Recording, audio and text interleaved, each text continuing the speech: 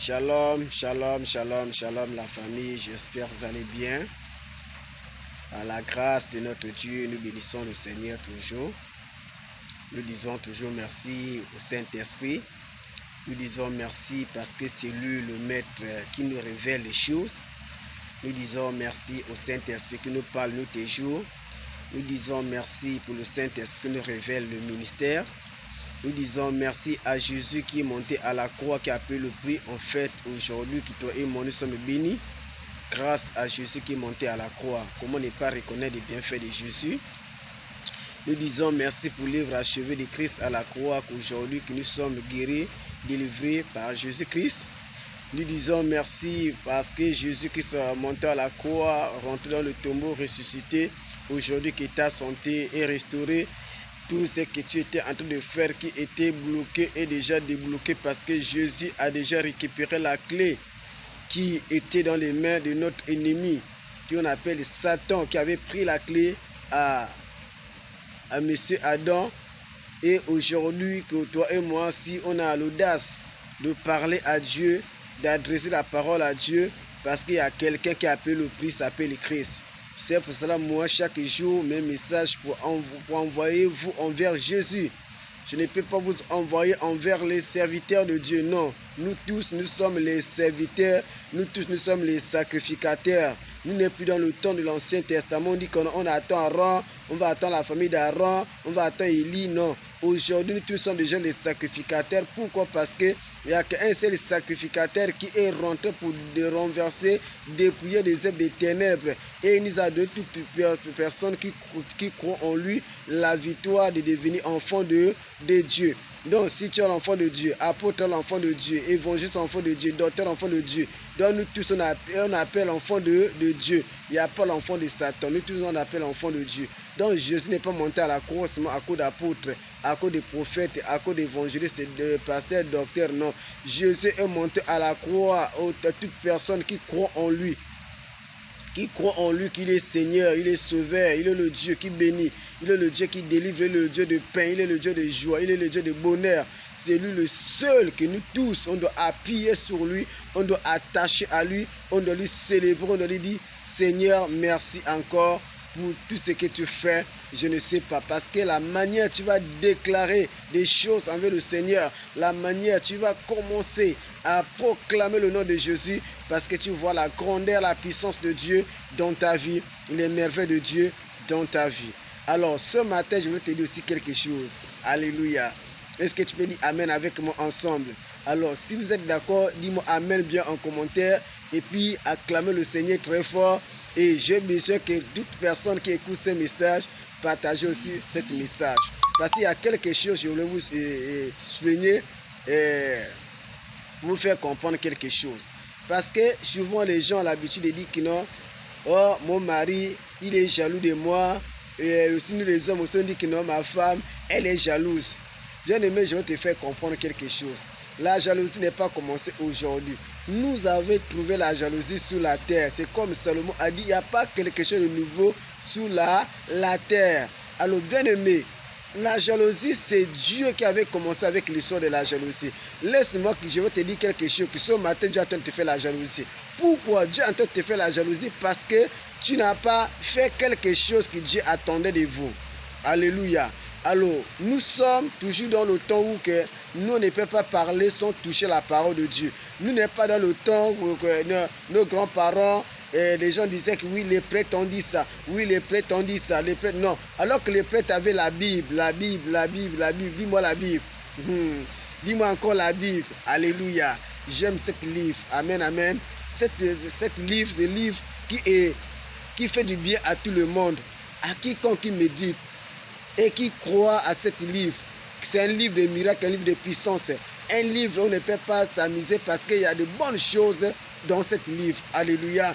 Alors que les prêtres lisaient la Bible, après lisaient la Bible, ils prennent la Bible, ils partent cacher la Bible, ils vous expliquent ce qui est dans la Bible. mais il ne peut pas vous donner la Bible pour lire, pour que vous croyez aussi que non. Oui, j'ai lu tel verset, j'ai fait tel verset. Aujourd'hui, je ne vais plus encore voir des chrétiens nés de nouveau dire, oui, mon pasteur a dit ça, oui, mon prophète a dit ça, prophète tel a dit ça. Non, j'ai besoin que tu dis que la Bible, alléluia. Il dit, il est écrit, la Bible dit c'est là, c'est ça ce qui est important. C'est pas que notre pasteur tel a dit ça, ou un prophète tel a dit ça, oui, notre pasteur a dit ça. Non, qu'est-ce que la Bible nous enseigne? Qu'est-ce que la Bible nous parle?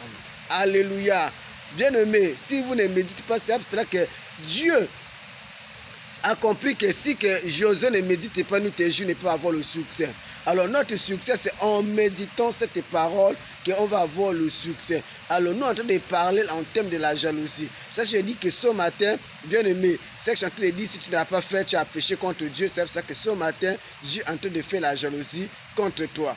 Pourquoi? Nous on va rentrer dans les Écritures, je vais vous expliquer les choses dans les détails. Alors nous sommes dans le livre de Deutéronome, Deutéronome chapitre 6, à partir du verset 15. Alléluia. Est-ce que tu peux ouvrir ta Bible là où tu te trouves? Est-ce que tu peux ouvrir ta Bible? Je ne sais pas si tu as la Bible peut-être dans ton téléphone ou la Bible en feuille comme moi, comme ça. C'est très important aussi pour avoir aussi la Bible comme ça. Il faut avoir la confiance sur le téléphone. Amen, amen. Alors, le verset 15, la Bible nous fait comprendre ici. Nous sommes dans le livre de Deutéronome.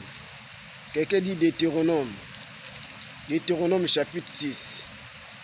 Alléluia. Je lis la parole de Dieu dans le livre de Deutéronome chapitre 6 verset 15.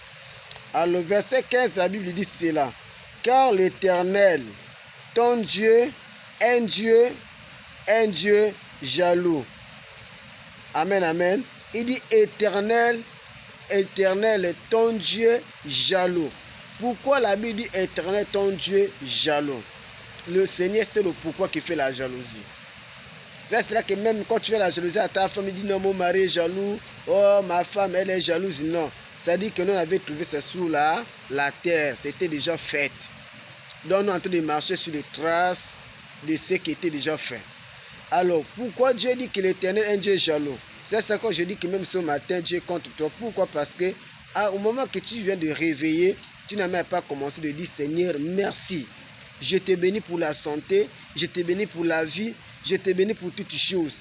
Alors la seule chose que tu oublies d'abord de parler avec ton Créateur, la seule chose que tu fais, tu prends d'abord ton téléphone, qui m'envoie le message. Hier, je me suis dormi tôt, est-ce que quelqu'un m'envoie le message? Tu commences à faire le téléphone, tu commences à rentrer dans le TikTok, dans le YouTube, dans le Facebook, pour voir les informations, pour parler avec les gens, pour demander à ta copine comment tu vas, tu as bien dormi. Alors que la seule chose que tu dois faire d'abord, c'est commencer d'abord par Jésus-Christ de Nazareth.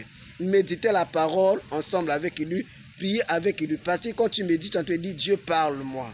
Est-ce que tu comprends? Dieu parle-moi. Alors, quand tu es en train de méditer, tu dis Dieu parle-moi. Il se va te dire, non, mon fils, oui, je suis le Dieu jaloux. Papa, tu es jaloux par rapport à quoi? Parce qu'il dit, c'est moi ton Dieu, je suis ton créateur. Donc, l'adoration, la louange, tout ce que tu veux offrir d'abord, ça doit venir d'abord chez moi. Alléluia. Alors qu'au moment que nous ne faisons pas ça, on commence à penser, je vais manger quoi. C'est-à-dire que nous, en train de penser à la nourriture, nous, en train de penser à l'argent, nous, en train de penser au travail, on n'a même pas arrivé de parler à Dieu, de dire quelque chose à Dieu. Donc, c'est pour ça que je te dis que tu as péché contre Dieu parce que tu n'as pas commencé par Dieu. Et tu commences par quelqu'un d'autre. Alors, par la nourriture, tu commences. C'est lui le maître qui a tout créé. Est-ce que Dieu ne peut pas te donner la nourriture? Si Dieu arrive à te donner le souffle de vie, est-ce que c'est la nourriture que Dieu ne peut pas donner? Si Dieu t'a donné le souffle de vie, est-ce que c'est le mariage que Dieu ne peut pas donner? Si Dieu t'a donné le souffle de vie, est-ce que c'est le travail que Dieu ne peut pas donner? Donc, tu dois comprendre que Dieu était un Dieu glorieux, un Dieu tout-puissant. Quand je commence ma journée, je dois présenter ma journée au Seigneur, je dois parler au Seigneur. Après, je vais commencer à dire déjà bonjour à tout le monde. Bonjour chérie, bonjour papa, bonjour maman, bonjour ceci, cela, bonjour tonton. Mais parce qu'on doit d'abord donner la première place à Dieu. C'est ça que beaucoup de gens ne savent pas, que quand tu oublies de dire merci à Dieu, tu as péché contre Dieu parce que tu prends quelqu'un et tu donnes des honneurs à la personne par rapport à Dieu. Alléluia. C'est ça que même jusqu'aujourd'hui dans les églises, les gens n'arrivent plus à comprendre que non, l'homme de Dieu, c'était un serviteur de Dieu. Mais si je suis dans cette assemblée, mais je ne peux pas prendre la place de Dieu pour donner à l'homme de Dieu. Je dois donner Dieu sa place, l'homme de Dieu pour aussi sa place. Alors qu'aujourd'hui, que les gens donnent la place de Dieu à l'homme de Dieu. Tu donnes tous les honneurs à l'homme de Dieu. Tu donnes la place de Dieu à l'homme de Dieu. Mais tu ne donnes pas la place à Dieu lui-même. Et tu es en train de pécher parce que ça, c'est l'idolâtrie. Si Dieu est en train de parler qu'il était un Dieu jaloux parce que le peuple d'Israël était dans l'idolâtrie. Alléluia. Alléluia. Donc, c'est-à-dire que le peuple d'Israël doit comprendre que Dieu est un Dieu jaloux. Mais nous ne pouvons pas faire face au Dieu des idolâtries pour adorer les idoles, pour donner les honneurs aux idoles. C'est cela, Paul dit non. Quand les gens donnent les adorations aux idoles, les gens font les offrandes, les sacrifices. Et ça énerve Paul parce que Paul ne veut pas que les gens fassent ces choses. Parce que Paul était là-bas, il connaît ce qui se passe dans le monde des ténèbres. Il ne veut pas que les gens continuent de faire les mêmes choses parce que lui-même était là-bas, il connaît ce qui se passe. Quand on fait ça, on donne la gloire à Lucifer, on donne la gloire au monde des ténèbres. Alléluia. Mais Paul ne voulait pas que les gens continuent ces attitudes. C'est ça que dans le temps de Moïse, que Dieu ne permet pas que les gens adorent les idoles. Il veut que les gens doivent connaître qu'il est le seul Dieu créateur.